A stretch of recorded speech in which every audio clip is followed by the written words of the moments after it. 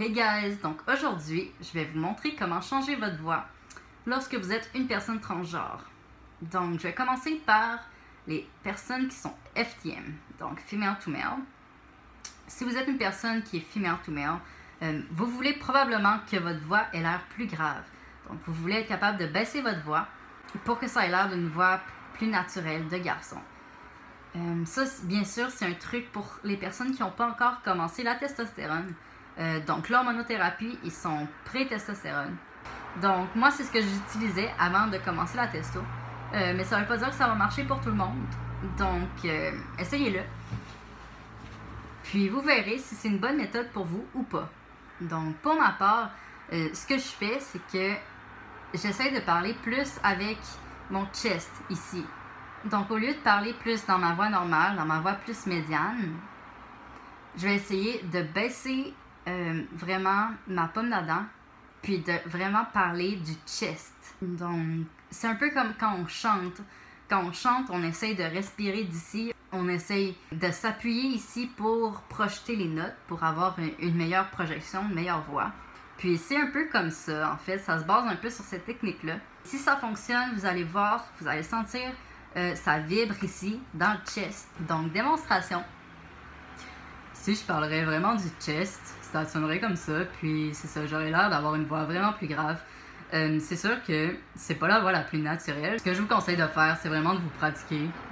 Donc, vous pratiquez à parler comme ça, jusqu'à temps que vous soyez assez confortable, puis que ça ait l'air assez naturel pour parler en public avec cette genre de voix-là. Mais c'est ça, donc, en gros, moi, c'est ce que je faisais avant de commencer la testo.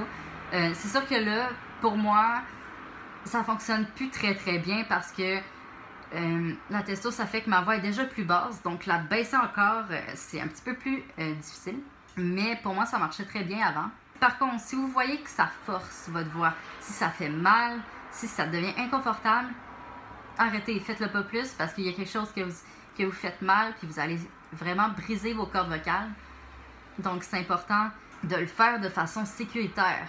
Maintenant, si vous êtes une personne MTF, donc male to female, vous voulez probablement que votre voix soit plus aiguë. Puis, des fois, ça peut être un challenge, étant donné que l'estrogène, ça fait pas en sorte que ça monte la voix. L'estrogène en tant que tel ne changera jamais la voix de cette personne-là. Mais il y a des trucs, je suis pas professionnelle, donc si vous voulez des vrais conseils, allez voir quelqu'un de professionnel. Mais je peux vous dire qu'est-ce que j'ai fait, moi, lorsque je suis redevenue une fille, mais que ma voix avait déjà commencé à baisser à cause de la testo. Donc moi, ce que j'utilisais comme truc, c'était vraiment d'essayer de parler avec la tête, donc dans le masque ici, dans le visage. Puis c'est vraiment essayer de monter la pomme d'Adam, plus parler d'en haut. Ça aussi, c'est un peu comme dans le chant. Essayer d'aller plus parler de la tête au lieu de parler du cou. Donc, tantôt, pour baisser la voix, on parlait de parler plus ici, dans le chest. Maintenant, pour monter la voix, c'est de parler vraiment plus dans la tête, donc dans le masque. Donc, démonstration. Si je parlerais de la tête, c'est comme ça que je parlerais. Donc, j'aurais une voix un peu plus féminine. Pour l'instant, ça aussi, c'est encore un peu plus difficile parce que ça fait vraiment longtemps que je n'ai pas parlé comme ça. Donc, je vais pas vous mentir, ça prend quand même de la pratique, puis il faut l'essayer jour après jour jusqu'à temps que ça fonctionne. C'est ça, quand vous parlez dans le masque, ça va vraiment monter votre voix.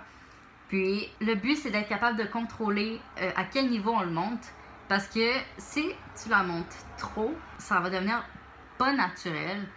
Ça va être même énervant pour les autres. Ils vont trouver que votre voix est énervante. Et on souhaite pas ça. C'est comme moi, tu sais, quand je parlais, quand j'essayais de monter ma voix, moi, ça fait longtemps que je l'ai pas fait parce que j'ai pas besoin de le faire en ce moment. Mais ça fait longtemps que je l'ai pas fait, donc essayer de contrôler pour avoir le bon ton de voix, c'était quand même quelque chose de plus difficile pour moi. Mais c'est ça, avec la pratique, vous autres aussi, vous allez être capable, donc ça se fait, c'est très faisable. Parce qu'une voix, ça change, ça se change.